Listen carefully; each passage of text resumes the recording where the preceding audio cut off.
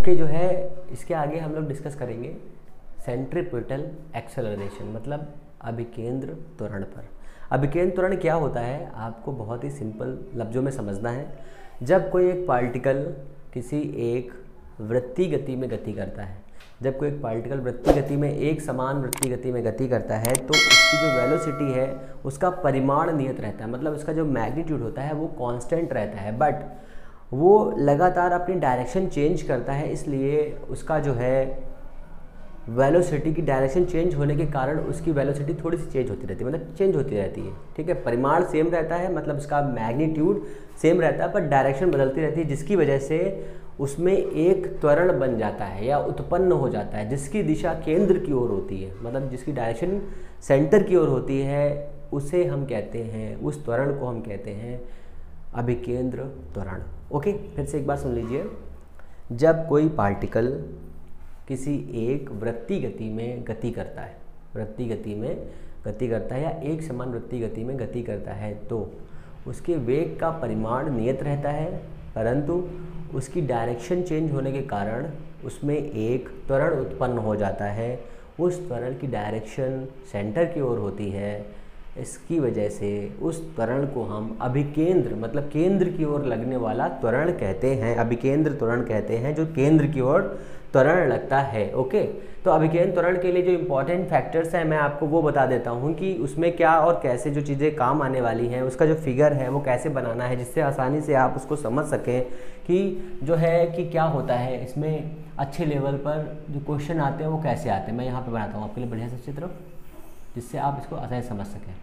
ठीक है, तो ये हमारा हो गया एक सर्कुलर पैथ। इस पैथ पर एक ये पॉइंट है O, यहाँ पर एक बिंदु है A, यहाँ पर एक पॉइंट है B। ठीक है, यहाँ पर इसकी वेलोसिटी है VA मान लीजिए, यहाँ पर इसकी वेलोसिटी है VB। ठीक है, अगर इसको हम आगे तक बढ़ाएंगे, इसको यहाँ तक लेके आएंगे तो यहाँ तक जो सर्किट का मतलब इसको जो कंप्लीट करेंगे वो हो जाएगा हमारा डेल्टा V, जो डिफरेंस होगा। यहाँ पर ये रेडियस हो जाएगी, ये भी रेडियस हो जाएगी, दोनों रेडियस है, ये इसका एंगल हो जाएगा, ये इसकी जो यहाँ से यहाँ तक इसकी चाप हो जाएगी S। ठीक है, अब आपको थोड़ा सा दिमाग लगाना है, जब यहाँ पर ये एंगल चलेगा तो इसका जो साइड वाला है इसको हम इसको यहाँ बना लेते हैं ऐसे करके। ये हो गया हमारा, ये हो गया VA, ये हो गया VB, ये हो गया हमारा डेल्टा V, ये हो गया इसका एंगल थीटा। ठीक है, तो थीटा इज इक्वल यहाँ से हो जाएगा, हमारी जो वैल्यू हो जाएगी ये हो जाएगी कितनी, डेल्टा V बाई VA। ठीक है, आपको ये याद रखना है कि VA और VB का परिमाण जो है सेम है। ठीक है, यहाँ से इतना हो गया, आपको बहुत शॉर्ट फॉर्म में बता रहा हूँ जिससे आपको समझने में बेहद आसानी रहे। ठीक है, ये हो जाएगा हमारा सेंट्रीपिटल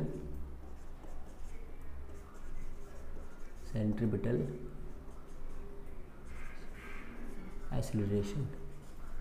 ठीक है, अभिकेंद्र त्वरण हो जाएगा ये। अब यहाँ पर हमें करना क्या है, आपको छोटी छोटी बातें याद रखनी है। यहाँ से कोण बराबर चाप बटे त्रिज्या होती है, तो हम इस ट्राइंगल से निकालेंगे थीटा इज इक्वल कितना हो जाएगा, हो जाएगा हमारा S by r. Equation number 1 equation number 2 को मैच कर दीजिए बस, तो ये हो जाएगा S by r is equal to delta V by VA, इतना हो जाएगा। अब दोनों के मॉड कर दीजिए या डेल्टा ले लीजिए, यहाँ पर डेल्टा लेंगे तो डेल्टा S हो जाएगा, ऐसे करके दोनों के मॉड ले लीजिए आप। बेसिकली जैसे ही आप मॉड लेंगे वैसे ही इसकी वैल्यू चेंज हो जाएगी सबके मॉड लेने पर। तो ये हो जाएगा 1 बाई डेल्टा टी, यहाँ पे ले लिया, 1 बाई डेल्टा टी यहाँ ले लिया, दोनों की लिमिट ले लेंगे। तो लिमिट लेने के बाद में ये हो जाएगा delta S by delta t into 1 by r, ये इसकी वेलोसिटी बन जाएगी, इंटू यहाँ हो जाएगा लिमिट t टेंस टू 0, यहाँ हो जाएगा लिमिट t टेंस टू 0, ये हो जाएगा delta V by delta T, और ये हो जाएगा 1 बाई V। क्योंकि हमने परिमाण सेम लिया है तो परिमाण की वैल्यू के अकॉर्डिंग हम यहाँ पर मान ले लेंगे, जिससे आपको ये समझने में आसानी हो जाए कि इसकी वैल्यू का एक्चुअल में मतलब क्या है। ठीक है, तो यहाँ पर हमने जो वैल्यू ली हुई है वो टोटल वैल्यू है delta V by t into 1 by V, limit delta t tends to 0, limit t tends to 0 delta S by t into 1 by r. तो इसकी वैल्यू यहाँ पर आप देख लीजिए, कहाँ गया हमारा फॉर्मूला, ये क्या बना रहा था, V बना रहा था, तो ये हो जाएगा V by r is equal, ये बनाएगा A और ये हो जाएगा V, इसलिए A इज इक्वल हो जाएगा V स्क्वायर बाई आर। आपको यही याद रखना है। अब यहाँ पर देखिए त्वरण लग रहा है वो इस डायरेक्शन में लग रहा है, इस त्वरण की वैल्यू कितनी आ गई, V स्क्वायर बाई आर। ये सेंटर की ओर काम कर रहा है, इसलिए इसकी त्वरण की वैल्यू हो गई वी स्क्वायर बाई आर। अब यहाँ से बहुत सारे फॉर्मूले बनेंगे, वो फॉर्मूले क्या हैं आप देखिए ज़रा इसको। तो ये हो जाएगा, हमें पता है v is equal r omega होता है, तो ये हो जाएगा हमारा ए इज इक्वल वी बराबर आर स्क्वायर ओमेगा, तो हो जाएगा आर ओमेगा स्क्वायर। ये एक हमारा फॉर्मूला। ऐसे बहुत सारे फॉर्मूले ड्राइव्स होंगे, बट आपको थोड़ा सा याद रखना है कि कितने फॉर्मूले आपके काम में आने वाले हैं। न्यूमेरिकल्स के लिए सबसे ज़्यादा इंपॉर्टेंट है, ठीक है। 4 पाई स्क्वायर एन स्क्वायर या R into 4 pi square by T square. ये आपको सिंपल से फॉर्मूले याद रखने हैं, जो आपके लिए एग्ज़ाम की दृष्टि से एग्ज़ाम जो है इम्पॉर्टेंट है। फिर इसमें आ जाइए कि अब इसका वेरिएशन अगर होगा तो किस हिसाब से क्वेश्चन पूछेगा। पहला क्वेश्चन आपसे पूछेगा कि अगर किसी पार्टिकल पर एंगुलर एक्सेलरेशन काम कर रहा है, तो अगर उसका हम टाइम इंक्रीज़ कर देंगे, पार्टिकल के घूमने का टाइम इंक्रीज़ कर देंगे, तो एक्सेलरेशन क्या होगा, कम हो जाएगा। देखिए यहाँ पर रिलेशन देख लीजिए, टी को बढ़ाएंगे तो ए कम हो जाएगा, ठीक है। अगर आर को बढ़ाएंगे तो ए बढ़ जाएगा, ठीक है। ये आपको छोटी छोटी बातें याद रखनी है। अगर ओमेगा को इंक्रीज़ करेंगे तो भी आपका ए इंक्रीज़ हो जाएगा, ठीक है। अच्छा, अब यहाँ पर आ जाइए सेंट्रीपिटल फोर्स। सेंट्रीपिटल फोर्स ये उससे भी इजी टॉपिक है, आप आसानी से समझ जाएंगे, ठीक है।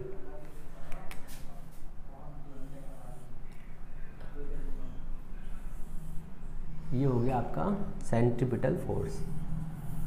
इसमें क्या करना है, ये बहुत इजी है। सेंटर की तरफ लगने वाला फोर्स होता है, जब कोई पार्टिकल किसी भी एक वृत्तीय गति में गति करता है तो उसके केंद्र की ओर एक बल काम करता है, उस बल को हम कहते हैं अभिकेंद्र बल। अभिकेंद्र बल की वजह से ही जो बाल्टी में भरा हुआ पानी होता है, अगर हम उसे ऐसे ऐसे घुमाते हैं तो पानी नीचे नहीं गिरता है और साइड में तली से जाके चिपक जाता है, ठीक है।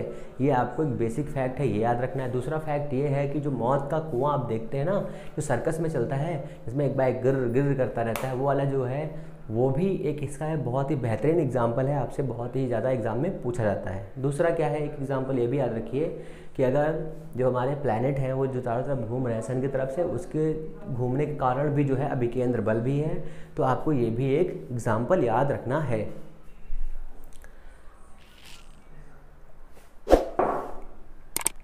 तो सेंट्रीपिटल फोर्स से मैं एग्जाम्पल एक फिगर यहाँ बना देता हूँ आपके लिए अच्छा सा। तो ये हो गया हमारा एक फोर्स जिस पर काम कर रहा है F, यहाँ पर इसकी वेलोसिटी है v, ये इसका मास है m, और इस पर ये v वेलोसिटी से ये गतिमान है, इसकी रेडियस है r। तो इस पर जो फोर्स लगने वाला है, फोर्स की वैल्यू है m इंटू ए। यहाँ पर a क्या है, एक्सीलरेशन, कौन सा, सेंट्रीपिटल एक्सीलरेशन, इसलिए फोर्स की जो वैल्यू आ जाएगी वो आ जाएगी हमारी mv square by R. mv square, अब v की वैल्यू हम यहाँ पर रखते जाएंगे और इसकी वैल्यू बनाते जाएंगे, तो ये हो जाएगा m r ओमेगा स्क्वायर।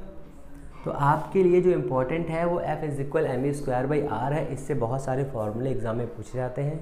आपको ये भी याद रखना है कि जो इम्पोर्टेंट फार्मूले हैं इलेक्ट्रिक फील्ड, मैग्नेटिक फील्ड के लिए भी F की वैल्यू बहुत इंपॉर्टेंट है। मैं एक आपके लिए एक ऐसा लेक्चर लेकर के आऊँगा जिसमें आपको सारे फार्मूले बताऊँगा, जिसमें सिर्फ और सिर्फ सारे फार्मूले होंगे। बस आपको कैसे याद करने हैं, कैसे उसको देखना है, वो आपको समझ में आएगा, उसमें कौन से फार्मूले हैं, कौन से फार्मूले नहीं हैं, ठीक है।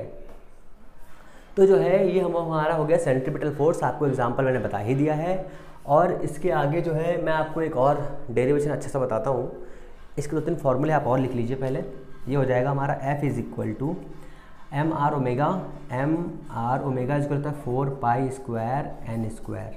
एक ये फार्मूला अच्छा सा है, स्वीट सा, इसको भी आप लिख लीजिए, थोड़ा समझ लेंगे। इसमें क्या हो जाएगा, अगर फ्रीक्वेंसी आप बढ़ा देंगे, जो क्वेश्चन पूछे जाते हैं मैं आपको सिर्फ वही बता रहा हूँ, अगर फ्रीक्वेंसी को बढ़ा देंगे तो F क्या होगा, बढ़ जाएगा, ठीक है। सिंपल से फॉर्मूला देखिए, F और N का रिलेशन क्या है, F और N का, फ्रीक्वेंसी बढ़ाने पर F की वैल्यू बढ़ जाएगी, ओमेगा बढ़ाने पर F की वैल्यू बढ़ जाएगी, एक्सेलरेशन बढ़ाएंगे तो F बढ़ जाएगा, ठीक है। ये एक सिंपल सा फॉर्मूला है। अगर यहाँ पर छोटा सा दिमाग लगाया जाए तो फ्रिक्शन के लिए वैल्यू होती है F is equal mu into R, जहाँ पर R जो है फ्रिक्शन कांस्टेंट की रिएक्शन होती है, ठीक है। वहाँ पर ये वैल्यू लेकर सॉल्व किया जा सकता है। अब इसके कुछ एग्जांपल बताते हैं। सेंट्रीपिटल फोर्स जो है, अभिकेंद्र जो बल है, उसके कुछ एग्जांपल हैं, बेसिक से एग्जांपल है। मैं आपको बहुत ही सिंपल लैंग्वेज में बताता हूँ। पहला एग्जांपल है कि अगर क्षैतिज वृत्त में गति हो रही हो, मतलब हॉरिजॉन्टल प्लेन में कोई सर्कुलर मोशन हो रहा हो, तो उसके लिए जो फॉर्मूला ड्राइव होगा वो क्या होता है, ठीक है। तो ये हमारा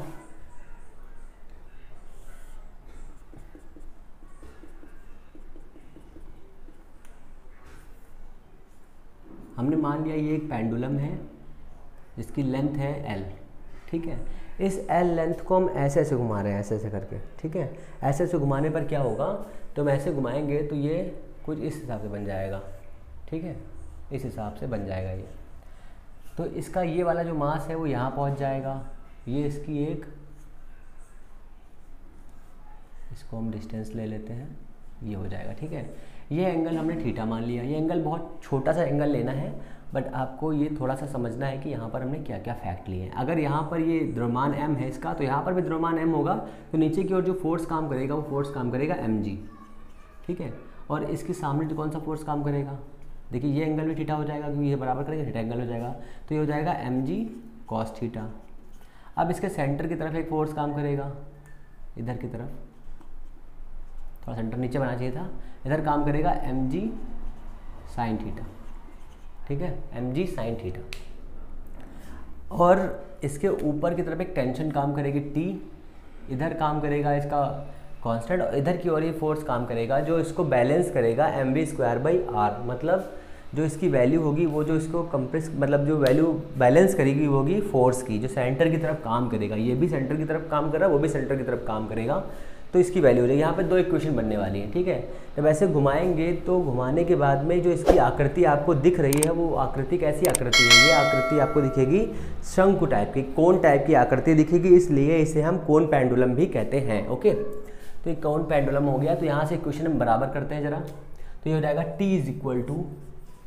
= mg cos theta, mg cos theta. दूसरी क्वेश्चन क्या बनेगी, F = mg sin थीटा, ठीक है। तो mg sin थीटा के बराबर क्या हो जाएगा, mv²/r, ठीक है। और इस t के बराबर क्या हो जाएगा, mg। तो इस वाली इक्वेशन को 1 मान लीजिए, इसको 2 मान लीजिए, दोनों को डिवाइड कर दिए तो हो जाएगा tan थीटा। डिवाइड कर दिया ना, तो देखो ये साइन का mg कट जाएगा, ये हो जाएगा mv²/r इंटू जी, m से m कैंसिल हो जाएगा, r इंटू जी बचेगा। तो यहाँ से ये वैल्यू आपकी आ गई tan थीटा = mv²/r इंटू जी। तो यहाँ पर सॉरी m तो कट ही गया, v²/r जी, ये इतना हो गया। अब ये वाली आपको जो फॉर्मूला है, ये फार्मूला आपको याद रखना है एज इट इज़ ऐसे ही, क्योंकि ये वाला फार्मूला अभी आगे काम आने वाला है, ठीक है। बट इसके आगे जो इसका डेरिवेशन है वो कैसे का काम करने वाला है, ये आप समझ लीजिए कि कैसे काम करेगा। यहाँ पे tan थीटा हो गया, इसको हमने डिवाइड कर दिया, यहाँ पे इसको बैलेंस करना इजी है, आप mg cos थीटा के बराबर t कर दीजिए। तनाव लग रहा है डोरी के ऊपर, यहाँ पर mg लगा हुआ है, ये mg sin थीटा इधर की ओर लगा हुआ है, इस पर एक फोर्स काम कर रहा है, वो फोर्स है सेंट्रीपिटल फोर्स, उसकी वैल्यू होती है बराबर ma। यहाँ पर एक्सेलरेशन है mv²/r, यहाँ पर इसकी वैल्यू है, ये हमने यहाँ पर रख दिया, जिससे ये आसानी से आपको फॉर्मूला एक मिल गया। अब चलिए इसके आगे क्या हो जाएगा, ये हो जाएगा sin थीटा cos थीटा। फिर से वही करेंगे हम लोग, sin थीटा = यहाँ रखेंगे b बराबर r ओमेगा होता है, तो यहाँ रख देंगे r²ω²/r इंटू जी इंटू कॉस थीटा। ये 30 की वैल्यू हो जाएगी, यहाँ से ये वाला r इससे कैंसिल हो जाएगा, sin थीटा की वैल्यू यहाँ से निकालेंगे, थीटा है और ये इसकी रेडियस है, ये 30 की रेडियस है r, ये इसकी लेंथ है l, ठीक है। और ये भी इसकी लेंथ है क्योंकि यही तो लेंथ यहाँ तक आई है, ये इसकी लेंथ है l, तो ये l लेंथ है, ये r sin थीटा बराबर होता है लंब बटे कर्ण, तो r/l हो जाएगा, ये r/l = r ω² cos θ/g। r से r कैंसिल हो जाएगा, ये g इधर आएगा, cos नीचे जाएगा, तो हो जाएगा g/l cos θ = ω²। अब इसको चेंज करेंगे तो हो जाएगा ω = √g/l cos θ, ठीक है, इतना हो गया। अब ओमेगा की वैल्यू क्या होती है वहाँ से देख लीजिए आप, 2πn या 2π/t होता है, तो यहाँ हो जाएगा 2π/t = √g/l cos θ। इसलिए t की वैल्यू कितनी हो जाएगी, अब t की वैल्यू हो जाएगी यहाँ पर आपकी, t बराबर हो जाएगा, ये इधर जाएगा, ये इधर आएगा, हो जाएगा 2π, ये इधर आएगा रूट में l cos θ/g।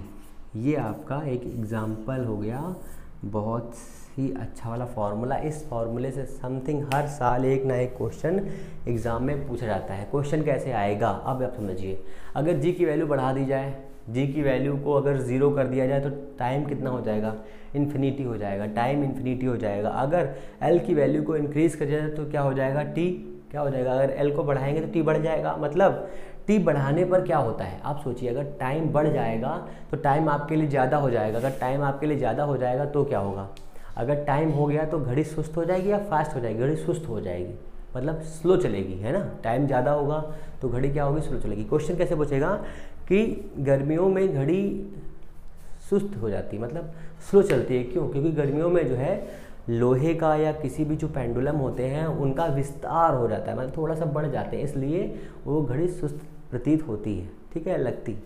अगर हम चंद्रमा में चले जाएं तो चंद्रमा पर जाने पर टी का क्या होता है, टी की वैल्यू में क्या होगा, टी की वैल्यू में कौन से चेंजेस आएंगे, चंद्रमा पे जाने पर टी की वैल्यू में कौन से परिवर्तन आएंगे। चंद्रमा पर जाते हैं तो जी की वैल्यू कम हो जाती है, जैसे जी की वैल्यू कम होगी तो टी बढ़ जाएगा, मतलब टी बढ़ जाएगा तो क्या होगा, टी बढ़ेगा, इसका मतलब है घड़ी सुस्त हो जाएगी, ठीक है।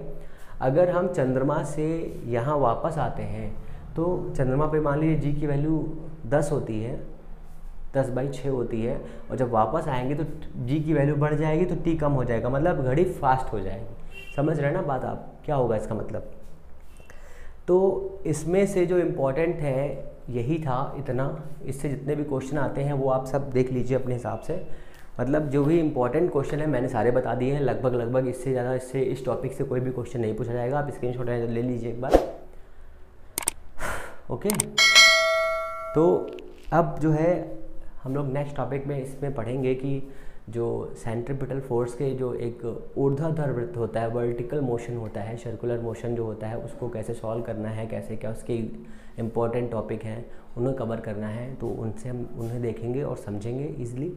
अगर आपको ये वीडियो पसंद आया है तो प्लीज़ लाइक, शेयर, सब्सक्राइब करिए, अपने दोस्तों को ज़रूर बताइए वीडियो के बारे में और शेयर करिए, अपना बहुत सारा प्यार दीजिए, ऐसे ही हमारे साथ बने रहिए। नमस्कार, जय हिंद।